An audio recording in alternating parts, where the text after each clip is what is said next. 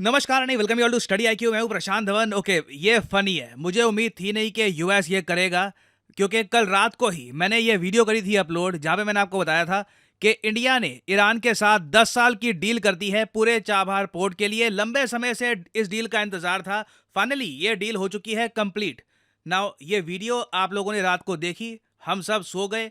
सुबह सुबह हम देखते हैं कि आर्टिकल्स आ रहे हैं बहुत सारे, जहां पर यह लिखा है कि यूएसए ने डायरेक्ट धमकी दी है इंडिया को कि कोई भी देश ईरान के साथ बिजनेस डील्स अगर करता है तो उस कंट्री को याद रखना पड़ेगा कि यूएस सैंक्शंस लगा सकता है। यहां पर आप देख पाएंगे article, US warns of sanctions after India Iran Chabahar port deal. और इस पर बहुत सारे आर्टिकल्स पब्लिश हुए हैं ओवर एंड ओवर, क्योंकि सीधा डिपार्टमेंट ऑफ स्टेट जो है यूएसए का, उनके स्पोक्समैन ने यह बात डायरेक्टली बोल दी कि देखिए, ईरान के साथ डील करोगे अगर तो बिल्कुल अमेरिका के सैंक्शन के रडार में आप आ जाओगे। नाउ यहाँ पे आप लोग एक सवाल ये पूछ सकते हैं कि क्या जेन्युइनली सैंक्शंस का एक डर है भारत को? अगर चाबहार पोर्ट जो यहाँ पे है, इंडिया ने ऑलरेडी चाबहार पोर्ट से रिलेटेड बहुत सारा काम कर लिया है। चाबहार की जो डील है विद ईरान, ये 2016 में काफी हद तक फाइनलाइज हो चुकी थी। अब जो रीसेंट डील है, इसमें बस ये लिखा है कि पूरा जो चाबहार पोर्ट है ये इंडिया पोर्ट्स लिमिटेड को मिल चुका है 10 साल के लिए, और 10 साल के अंत में हर बार ये जो डील है ये ऑटोमेटिकली रिन्यू होती रहेगी। यूएसए को इस बात को लेकर भी कष्ट हो रहा है। देखो, इस पूरी स्टोरी को देखने के बहुत सारे एंगल्स हैं और सब मैं आपको बताऊंगा। पहली बात तो हमको यहां पर यह देखनी पड़ेगी कि क्या यूएसए के थ्रेट को, यूएसए की धमकियों को हमें सीरियसली लेना चाहिए या नहीं लेना चाहिए। क्योंकि यहां पर देखिए, हम ये बात नहीं कर रहे कि यूएस एक इंडियन कंपनी पर सैंक्शंस इंपोज कर सकता है। वो तो हम कई बार देख चुके हैं, मैं इस पर वीडियो भी बना चुका हूं कि अगर कोई इंडियन कंपनी ईरान से ऑयल परचेज करता है तो यूएस बिल्कुल उस कंपनी पर सैंक्शंस लगा देता है। फॉर एग्जाम्पल 2022 में आपको याद होगा कि यूएसए ने सैंक्शन लगा दिए थे एक इंडियन कंपनी पर। क्यों? क्योंकि ये ऑयल परचेज कर रही थी ईरान से। उसके अलावा मोस्ट रिसेंटली आपको याद होगा यूएसए ने 3 इंडियन कंपनीज पे सैंक्शन लगाए हैं। क्यों? क्योंकि यूएसए के हिसाब से ये कंपनीज हेल्प कर रही थी ईरान की, ताकि ईरान मिलिट्री ड्रोन सप्लाई कर पाए रशिया को। तो अभी तक जो हम देख रहे थे, ये सारी बातें हो रही थी प्राइवेट कंपनीज की। मगर क्या भारत सरकार को, क्योंकि ईरान के साथ जो डील चल रही है वहां पर तो डायरेक्टली भारत सरकार इन्वॉल्व है, तो क्या भारत सरकार पर यूएसए सैंक्शन लगाएगा?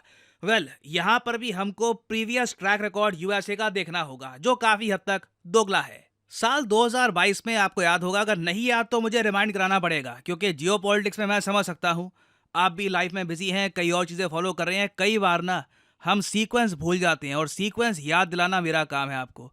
2022 में आपको याद होगा यूएसए ने डायरेक्टली वार्न किया था इंडिया को कि ऑयल परचेज मत कर लेना रशिया से। यहां पे आप देख पाओगे article, US warns India against rise of oil imports from Russia.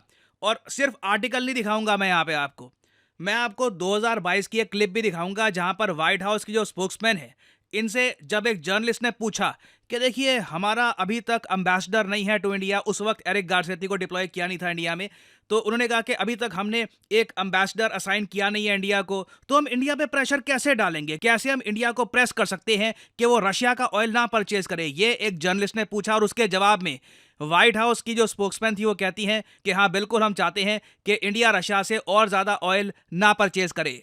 यहाँ पे आप देख पाओगे, बहुत ही इंटरेस्टिंग वीडियो है। How does the lack of an ambassador to India impact our ability, America's ability, to pressure India not to work with Russia in providing any aid or assistance? इन लोगों की सोच देखने में काफी मजा आता है। दुनिया को मतलब ऐसे मानते हैं कि बस हम चलाएंगे, हम कैसे प्रेशराइज करेंगे इंडिया को।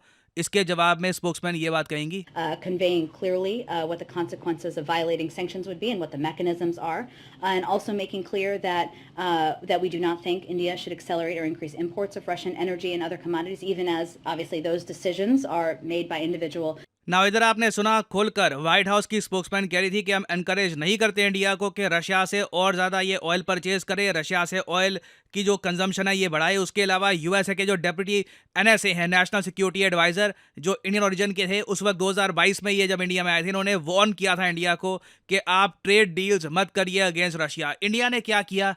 हमने इग्नोर कर दिया। रिकॉर्ड क्वांटिटीज में रशियन ऑयल परचेज किया। यूएसए क्या कर पाया इन दी एंड? कुछ भी नहीं। इंडिया ने इतना ऑयल परचेज किया रशिया से कि आराम से हमने 25 से लेकर 30 बिलियन डॉलर सेव किए हैं ओवरऑल। अगर मैं बात करूं, हमारे मंत्रियों ने यह कहा है कि तेल की कीमतें, पेट्रोल की कीमतें भारत में बहुत ज़्यादा बढ़ जाती अगर ये सेविंग्स हम ना करते। इन्फ्लेशन रेट इंडिया में बहुत ज़्यादा बढ़ जाता अगर ये 25 बिलियन डॉलर्स हमने सेव ना किए होते रशियन ऑयल परचेज करके। और जब फाइनली यूएसए को समझ में आया कि इंडिया इनकी बात बिल्कुल नहीं सुन रहा, एरिक गारसेती जो यूएस एम्बेसडर हैं टू इंडिया, ये यूएसए की फेस सेविंग करने के लिए कहते हैं कि रशियन ऑयल, अरे हमने ही तो कहा था इंडिया को कि रशियन ऑयल आप परचेज करिए। India bought Russian oil because we wanted somebody to buy. ये होती है मतलब कंप्लीट फेस सेविंग एक डिक्लाइनिंग कंट्री की, एक डिक्लाइनिंग सुपर पावर की, जो जानता है कि दुनिया के बड़े देश अब उसकी एक नहीं सुनते, सैंक्शंस को एक कान से सुन के दूसरे कान से निकाल दिया जाता है। तो ये मैंने आपको एक एग्जाम्पल दिया है कि ईरान के केस में क्या होगा और यूएसए के सैंक्शंस की क्या वैल्यू हो चुकी है आज के समय। और इस सब के बियॉन्ड अगर हम देखें तो एक फैक्टर यहाँ पर चाइना का भी आता है, इसे हमें इग्नोर नहीं करना होगा। हाल ही में आपको पता होगा 18 महीने के अंतराल के बाद फाइनली चाइना ने एक एम्बेसडर डिप्लॉय कर दिया है टू इंडिया। नाउ ये एक बहुत ही इंपॉर्टेंट मैसेज है पूरी दुनिया को, स्पेशली यूएसए को। यूएसए ये देखकर खुश नहीं होगा क्योंकि ऑब्वियसली अमेरिकन इंटरेस्ट में इससे बढ़िया चीज़ कोई हो नहीं सकती कि इंडिया चाइना की वॉर हो जाए। दो बड़े एशियन कंट्रीज जो पॉसिबली फ्यूचर में यूएसए को रिप्लेस कर सकते हैं एज वर्ल्ड्स ग्रोथ इंजन, ये दोनों कंट्रीज अगर आपस में लड़ लेते हैं, अमेरिकन के लिए ये ड्रीम होगा। और अब अचानक से दिख रहा है कि यूएसए का जो ड्रीम है ये नाइटमेयर में टर्न हो रहा है क्योंकि चाइना ने अपने एम्बेसडर भेज दिए हैं। इंडिया चाइना के बीच में जो बातचीत है ये रेगुलर बेसिस पे हो रही है। चाइना बाय द वे वापस इंडिया का टॉप ट्रेडिंग पार्टनर बन चुका है यूएसए को रिप्लेस करके। ये सब बातें ऑब्वियसली यूएसए को पसंद नहीं आएंगी, ये बात ऑब्वियसली वो नोट कर रहे हैं। आप इसी बात से देख लो कि कुछ ही घंटों पहले इंडिया ईरान की डील होती है और इमीडिएटली उसके बाद यूएसए का रिएक्शन आता है। तो देखिए, रशिया से ऑयल परचेज करने वाले केस में जो हुआ था सेम आपको इंडिया ईरान के केस में दिखेगा। इंडिया इन्वेस्टमेंट्स भी करेगा ईरान में, ट्रेड भी करेगा। ये मैं चाहता हूं कि इवेंचुअली ना, जिस तरीके से चाइना यूएसए के सैंक्शंस की चिंता किए बगैर ईरान से डायरेक्टली आज भी ऑयल परचेज कर रहा है, इंडिया अगर वो भी करना स्टार्ट कर देना तो आएगा असली मज़ा। तो हम कहेंगे दुनिया को कि हमें एक पैसे की परवाह नहीं है यूएसए की। अभी भी आप कह लीजिए थोड़ा बहुत हमने दोस्ती का लिहाज कर रखा है यूएसए के साथ कि ईरान से हम ऑयल परचेज नहीं कर रहे, but I think in the coming few years that will change as well. India एक बार को आके कहेगा कि देखिए आपका जो ऑयल बैन है ईरान पर, कई साल हो गए उसको, कुछ इसका एक एंड रिजल्ट आ नहीं रहा, हमेशा के लिए ये बैन काम करेगा नहीं, तो हम अब ईरान से ऑयल परचेज करना स्टार्ट कर रहे हैं। तो देखना होगा इवेंचुअली यहाँ पर होता क्या है। बहुत इंटरेस्टिंग है यूएसए का जो reaction, it is quite surprising Indeed. कुछ खास अपडेट्स आती हैं इसके बाद तो मैं आपके लिए अपडेटेड वीडियो बाद में ले आऊंगा। और फाइनली यहाँ पे मैं आपसे पूछूंगा एक क्वेश्चन कि इंडिया ईरान की जो डील हुई है जिसको लेकर यूएस गुस्सा है, इस डील के अंडर इंडिया कितने मिलियन डॉलर्स की इन्वेस्टमेंट करेगा ईरान पे, चाबहार पे इन पर्टिकुलर।